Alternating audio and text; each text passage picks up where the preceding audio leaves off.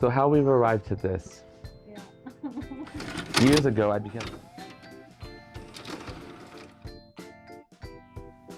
Some collaborations live in your head for years, like a sketch without a line, a tray without wood. I've known George for a long time, and for just as long, I've wanted to work with him. He's the kind of artist who makes you feel something with a single stroke. Raw, funny, honest. So I picked up the phone. It wasn't a big moment, no fireworks. Just a simple question. Hi. Hey, do you want to work on something together? And just like that, the project started. I really wanted to kick everything off with a unique sketch from George. Right after this call, he drew something up and sent it over to me. Okay, bye. I met George in college.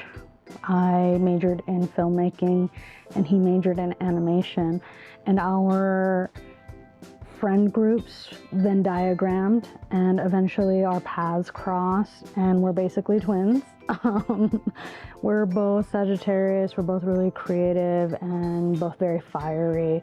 So we just clicked instantly and we've been friends ever since, but we've never collaborated on a project together, so.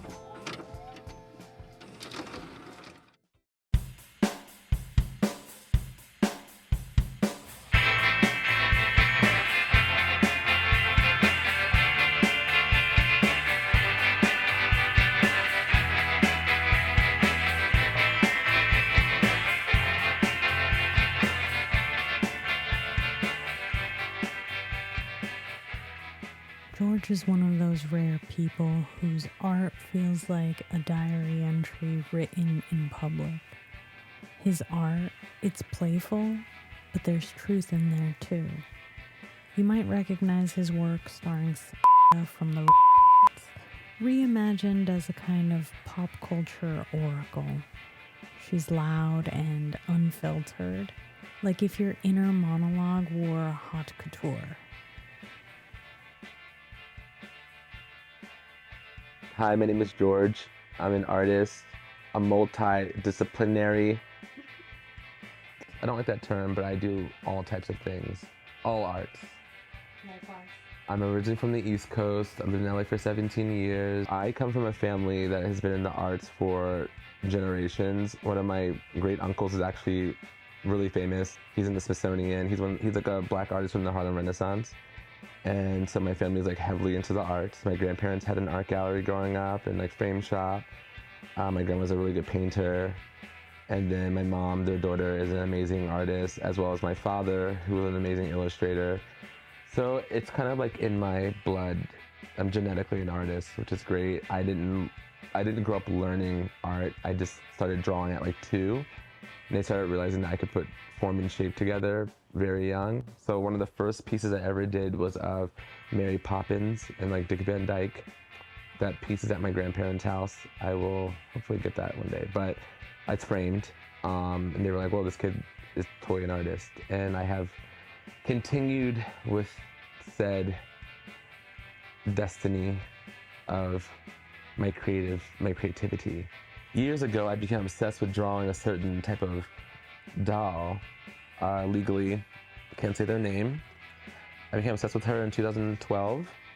I've been drawing online comics and art of her for about 13 years now, which is kind of crazy to say. I like them a lot because, I don't know, I kind of feel like an inanimate object can be anything. So it's almost like giving them my own voice in a way. But like, I don't know, she's kind of like a chewed up weird doll, which I think, maybe I think that I am a chewed up doll. I don't know. But I think she's an icon and a legend.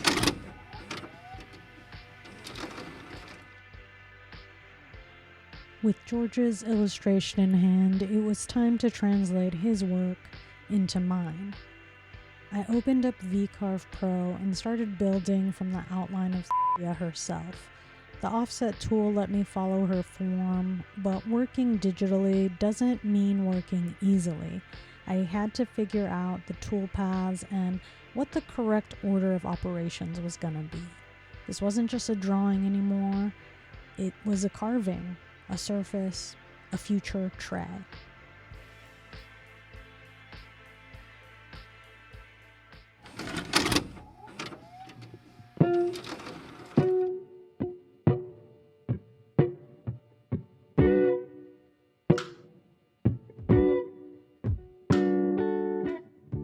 I always start with a prototype. It's where the design becomes real. You cut, you glue, you mess up. It's a kind of conversation with the material, one where you learn what works and what doesn't. But even with the imperfections, the first tray held something real. It held promise, and that's all I needed to keep going. And even though you just saw me use double-sided tape, I also nailed it down because I'm paranoid.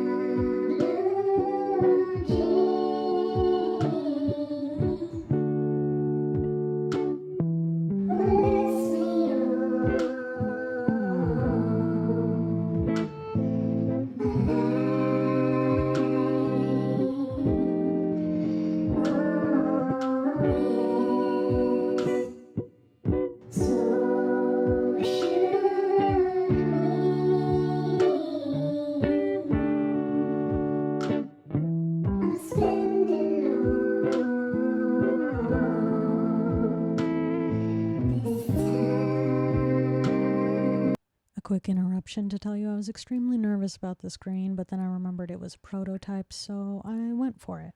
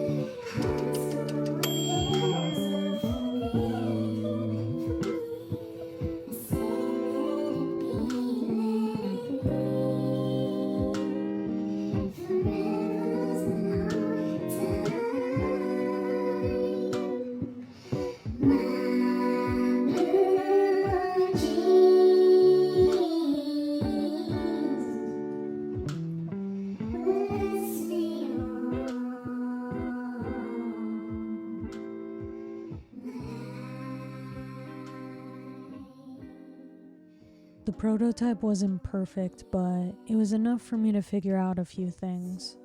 I made some tweaks to the tool paths, added a bowl bit to carve out the cavity, and learned what not to do when using a syringe for an epoxy pour. So I'd say this was a worthwhile venture.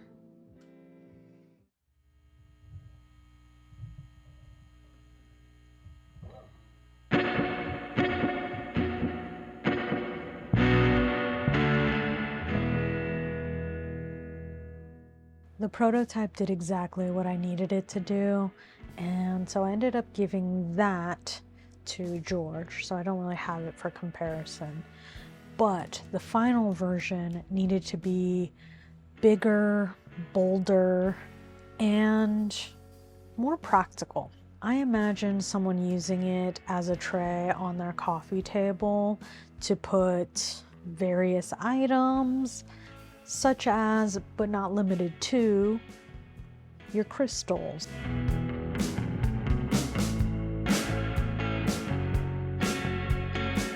your phone.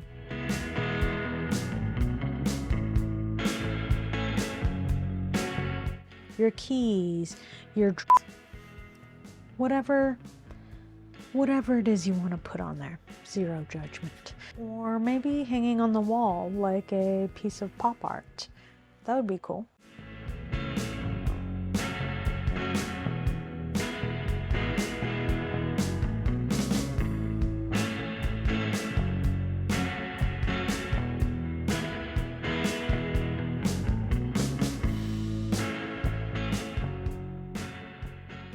The only problem is time, and there never quite seeming to be enough of it.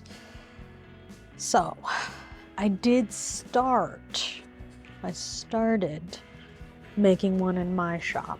I even glued up the panels, and I managed to carve one exterior outline.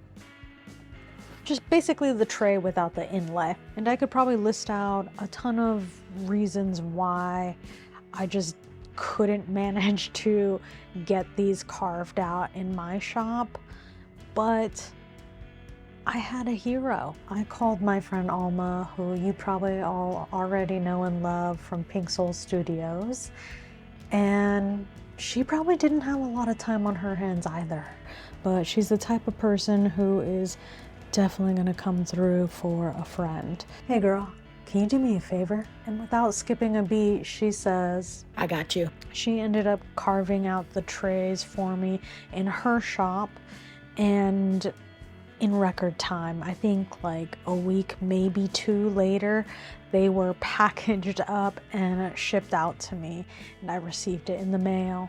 Even though these trays are being carved out initially on the CNC, that's not where the project ends. There's a ton of work that goes into it thereafter.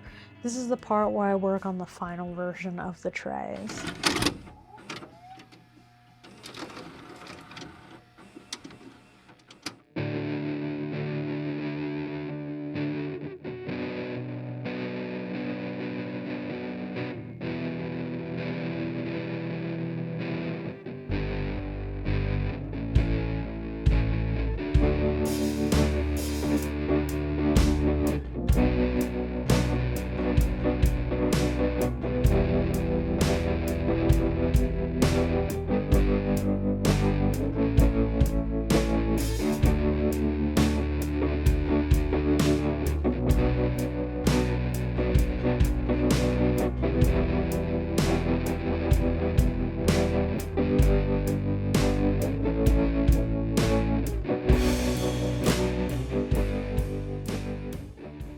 This part always feels a little like magic. The clear coat goes on first, like setting the stage. It also helps to keep the wood from being stained with the various colors I'm going to use, so it didn't have to be perfect. And speaking of color, after the clear coat dries completely, I come back with some. I mix the black diamond pigments with Total Boat Epoxy, and I just love the way it swirls and shimmers like smoke. The epoxy fills every curve of the design, like light finding its shape. This is the part where George's line work met my hands. And although epoxy has a longer drying time to work with, I feel pressed for time. I also want to avoid mistakes where possible, so I'm being methodical in this moment.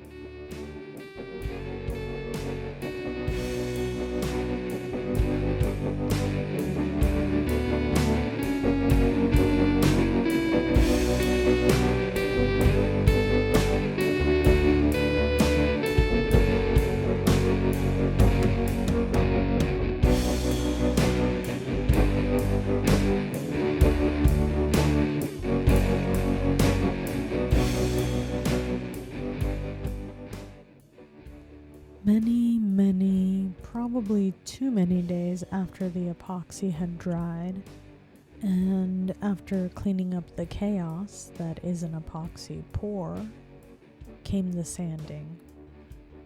Then came more sanding, and more sanding, and then finally, some more sanding after that. But before I get ahead of myself and forget, gotta put on that PPE. Gotta do it. Don't forget, girl. I was able to get the bulk of the sanding done using a 3x4 sander with a squishy pad and a multi-tool with a sanding attachment that also has a squishy pad. The epoxy would gunk up the sandpaper so bad, so I had to use a rubber thingy to frequently ungunk it, if you will. The tray's curves made it hard to use electric sanders, so I went manual for that. I 3D printed small little sanding blocks, and then I remembered I had brand new card scrapers, so I switched between the two. I think some people can find sanding to be either cathartic or meditative, and I find it to be both. For me, the build up to this point is a bit dreadful because I know what's coming. However, while I'm going through the motions, I can zone out and start to get excited once I see the layers begin to peel away. And after hours passed and dust flew and my arms ached, the very dreadful yet necessary part is over. Shoot, super dirty filter. Let me clean that.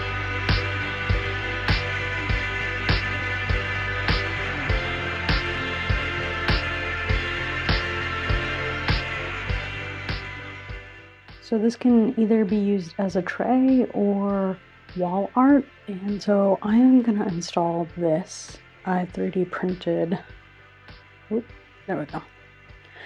I 3D printed this little hanging hardware thing, so I need to drill a hole into each of these trays. Wish me luck.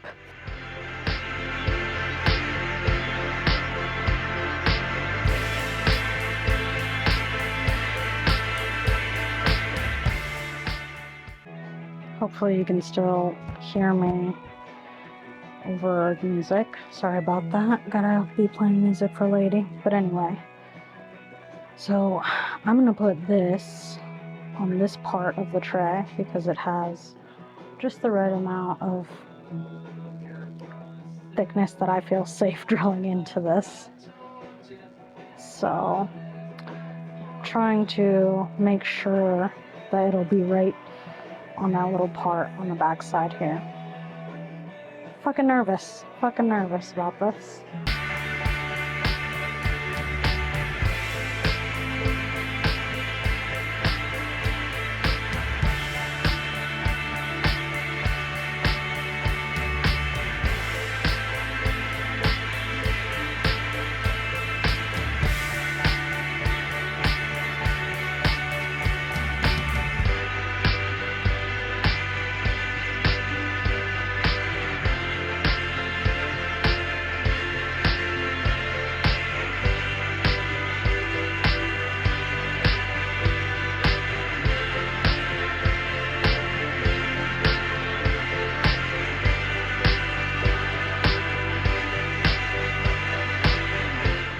Sweating.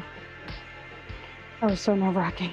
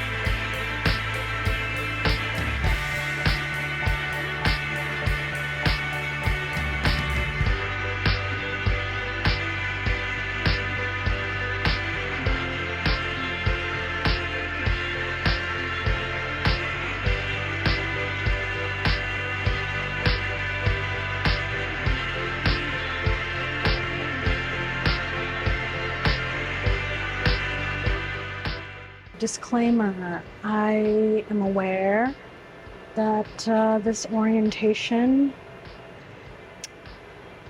I'm just not sure if I should be lasering in that direction, but in all of my test runs and all the trays I've done so far, no issues. So I don't recommend, but that is what I'm doing in my own shop. Don't come for me, please.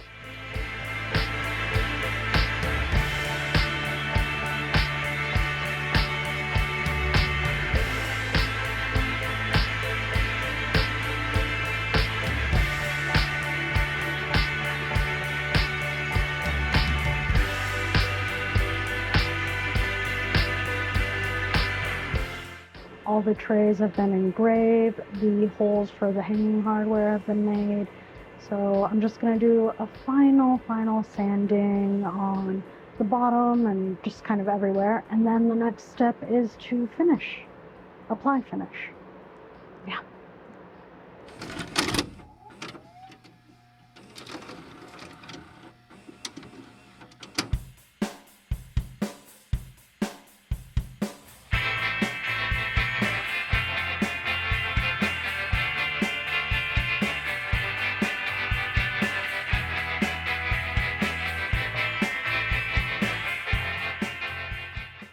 Every project has a moment where it all comes together, and for me, that's when the finish goes on.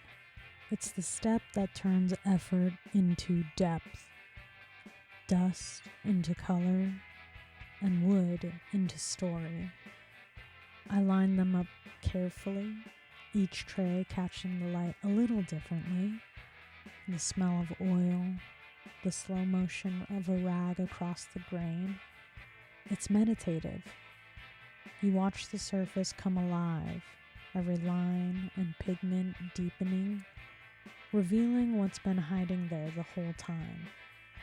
The finish doesn't just protect, it reveals. It's the final conversation between the maker and the material. And when it's done, it's ready to meet the world.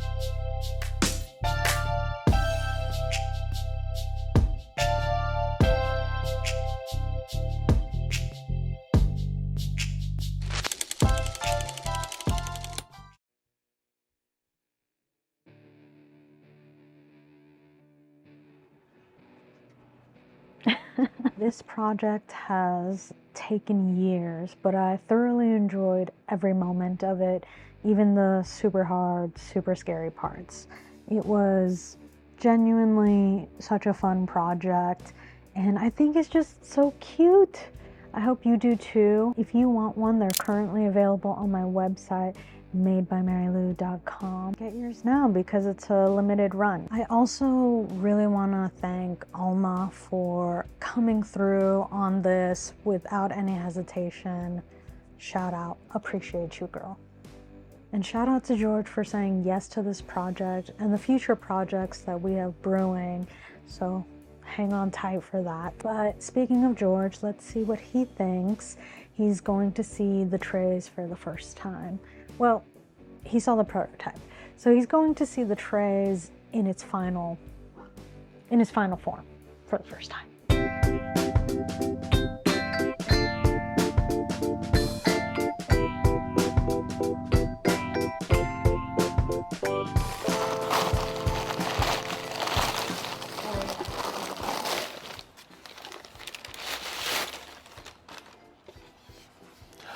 Wow, this is so good. Ooh, this color is good. Ooh. I mean, I'm impressed. We're so good. Wow.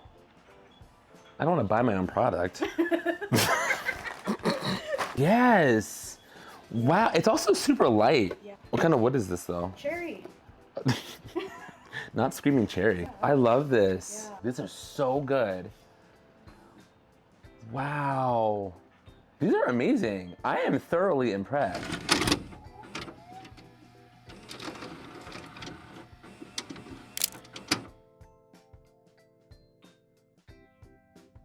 I make things because it's the best way I know how to speak. And this project, it spoke back. To be able to build something with George, to blend illustration with woodworking, to create something that's both useful and expressive, that's the kind of work I want more of. So here's to the artists, the makers, the friends who say yes, and to the projects that wait quietly until you're ready to bring them to life. Marker, boom shakalaka.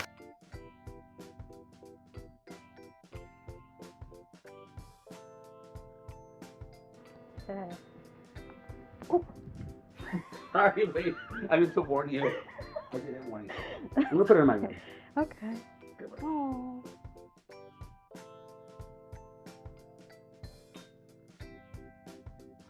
Slipping right off my round ass head.